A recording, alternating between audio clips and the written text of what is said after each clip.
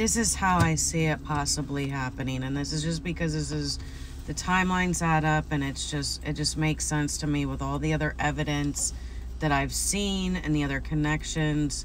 The police arrested Cox just 3 days after they arrested Stefan. They said there was something that they found online that made them do the raid that day. They've been tracking him for a while, but they picked to do the raid that day and arrest him that day for a reason, and it was something extra that they got.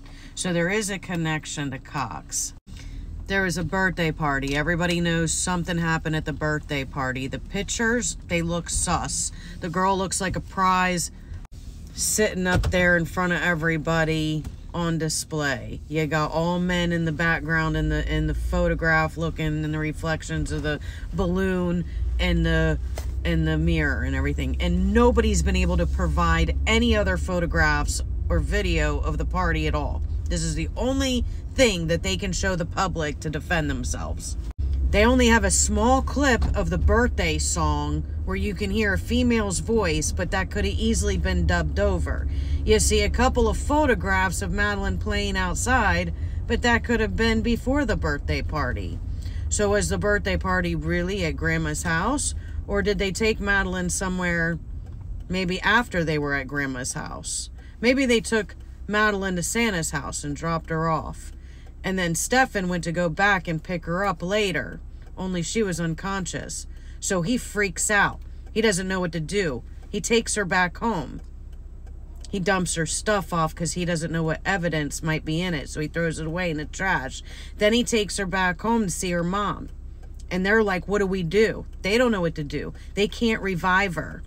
So Stefan's upset. He's distraught. He's just lost his prized, girl. That's what he likes. So he's all upset, right? But the mom's like, this is y'all. Y'all did this. She knows what's going on, but she don't want no part of it, okay? But she knows what happened. So Stefan then says, I don't want this shit anywhere near my house. And he goes back by Cox's house, and he takes her to where she is, just, her memorial is. Because at this point, he's like, if I gotta clean up this, what they did to her, and they want me to try and hide what happened, I'm gonna go hide it over by them.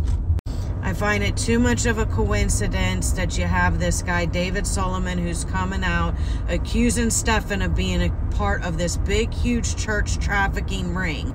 Now, he says that it's big, and everyone's like, oh my God, this guy's claims are outrageous. He says that the DCF is involved, the police are involved, the heads of churches are involved. I mean, he's making some pretty outlandish claims. Hollywood writers, people of big movies who are writing, the movies.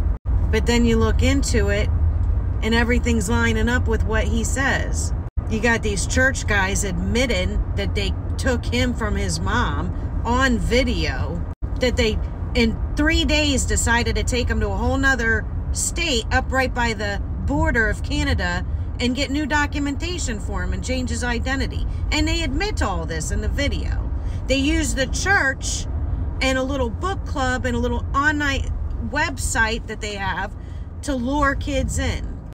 Then you got the coincidence of Santa, right? So you got the church guys, and it's a bunch of them, and it's not just one church, because the one guy, Brian, travels. He goes to different churches and does these meetings all around the state for his book and where he goes. So these aren't just like little churches. This is like corporate church, like there's like a location of the same church on every corner of every street. So they all know each other. And then you got the fact, and the news ain't talking about it. And that's another big red flag. Anything, because, fake news has got to cover this up because it's bigger than you think.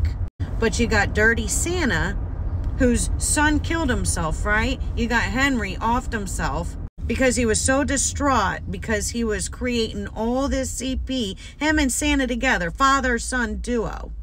Oh, they're not talking about the fact that there's another son. Oh, yeah, Santa has another son. He's the warden of the Department of Corrections, yeah. And his wife, she's the principal of the St. Thomas Aquinas Catholic Church.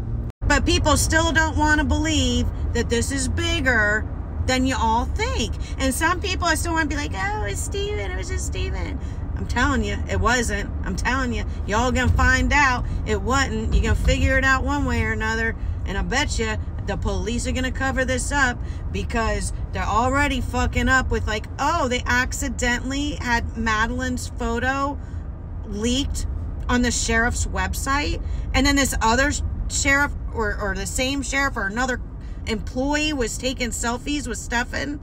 And then you have, oh, that the lawyers are coming out saying, oh, Stefan might get off on a technicality because they never got a search warrant for his phone and the entire case rests on the evidence that's in his phone. Oh, but this ain't bigger than y'all think. This ain't bigger than y'all think. No. That's just crazy talk.